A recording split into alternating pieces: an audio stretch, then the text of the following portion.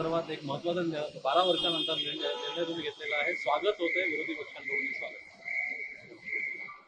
जिल्हाधिकारी आणि अतिरिक्त जिल्हाधिकारी, आरडीसी आणि डेप्युटी कलेक्टर यांच्याकडे काय काय जबाबदाऱ्या असाव्या.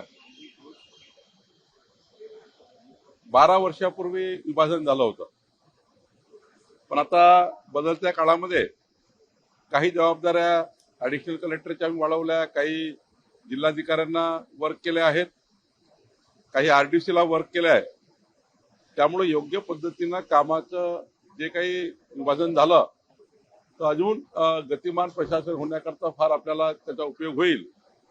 आणि म्हणून मला असं वाटतं की माननीय मुख्यमंत्री देवेंद्र फडणवीस यांनी सुचवल्याप्रमाणे आम्ही आता हे विभाजन केलेलं आहे.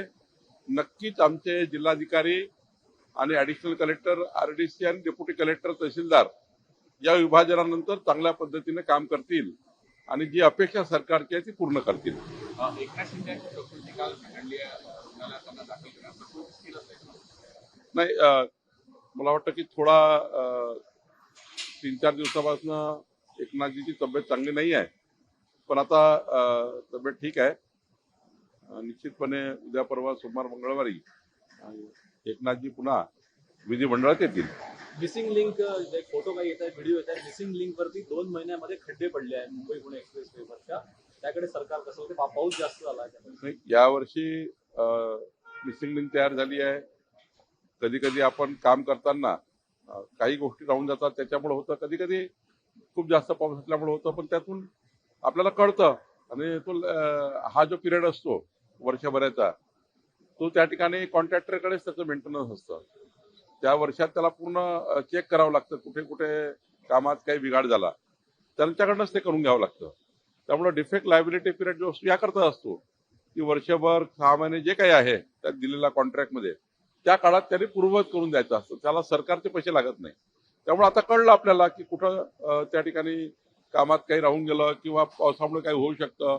अशा वेळी तर सरकारचा म्हणूनच हा काळ असतो, त्या काळात सरकार त्यांच्याकडे दुरुस्त करून घेतं. नागपूर जिल्ह्यामध्ये आरटीओ जे आहे, नागपूर ग्रामीण आरटीओ, एका आरटीओ मध्ये 2000 अवैध ट्रक रजिस्टर झाल्याची माहिती पुढे आली आहे. आरटीओने ही माहिती दिलेली आहे.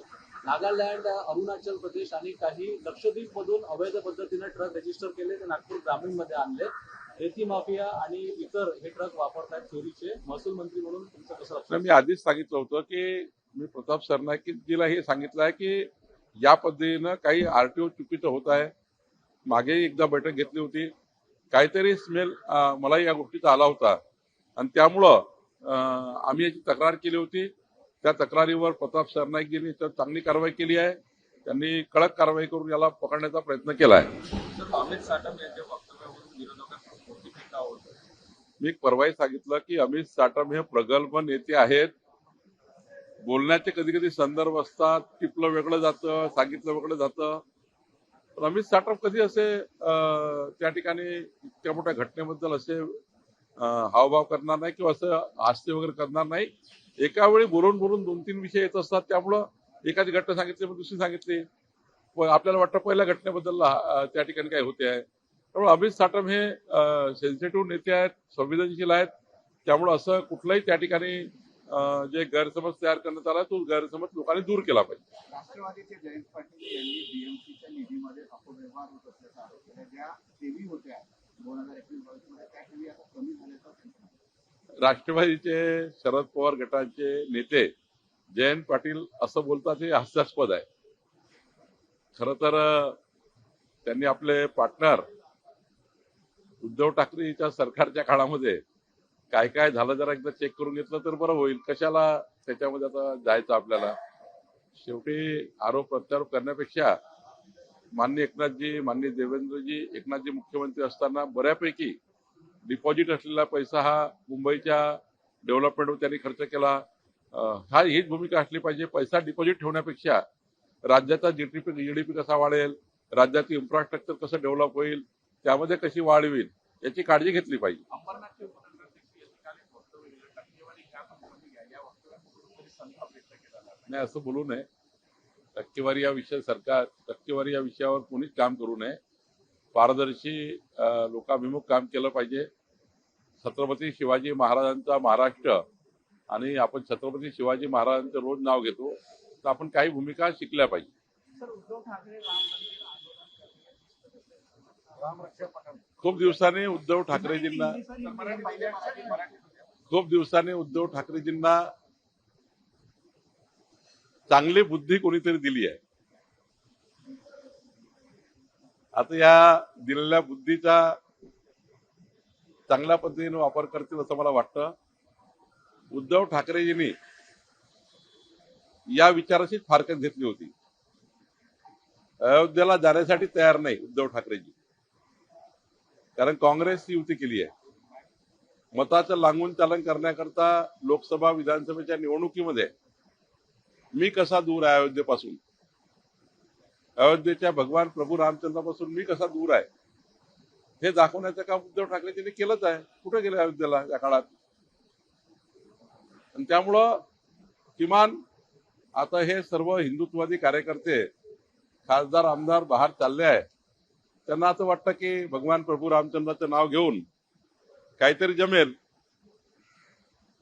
राजकीय फायदा घेण्याकरता आंदोलन आहे, पण आता असा काही फायदा होत नाही राजकीय. नवनीत राणा यांनी त्यांच्या घरासमोर हनुमान चालीसा पठण तुरुंगात टाकलं होतं. तेच सांगतो की त्यावेळी जेव्हा अयोध्येला जाण्याकरता पूर्ण देशाच्या राज्याचा आग्रह होता, तेव्हा उद्धवजी अयोध्येकडे पाहायचे नाही, बघायचे नाही. मताच्या लागून चालण्याकरता, काँग्रेसशी जुळवून घेण्याकरता, अभद्र युती टिकवण्याकरता, विचाराच्या बाहेरची युती टिकवण्याकरता हिंदू हृदय सम्राट बाळासाहेब ठाकरेंचे विचार सोडून उद्धव ठाकरे यांनी त्या ठिकाणी भगवान प्रभू रामचंद्राची फारकत घेतली. दर्शनी करायला तयार नाही.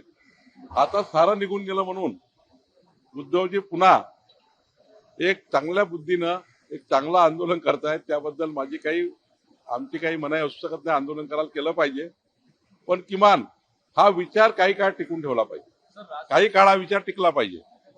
नाहीतर मला असं वाटतं की मग केवळ राजकीय आंदोलन झालं असं नको. राज ठाकरेंनी एक पोस्ट केलेली आहे की अमित साटम यांनी केलेल्या वक्तव्यामुळे मुख्यमंत्र्यांची प्रतिमा डागाळली आहे. मी वारंवार सांगतो की अमित साटम हे कधी असं करू शकत नाही. ते अत्यंत प्रभावी आणि प्रगल्भ नेते आहेत. काहीतरी गल्लत झाली असेल, काहीतरी बोलण्यातून भाग झाले असतील. मला असं वाटत नाही की अमित साटम असे कधी बोलतील.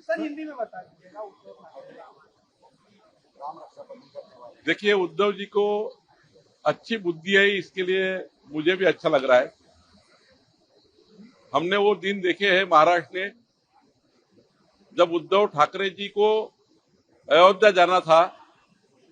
पूरा महाराष्ट्र देख रहा था कि उद्धव जी अयोध्या जाएंगे या नहीं जाएंगे. उद्धव जी नहीं गए. वोटों की लालच में कांग्रेस के साथ युति, और कांग्रेस के नेताओं को बुरा लगेगा. कांग्रेस के साथ जो अलायंस बनाया है वो अलायंस गड़बड़ हो जाएगा अयोध्या जाएंगे तो. ये आधार पे अयोध्या नहीं गए.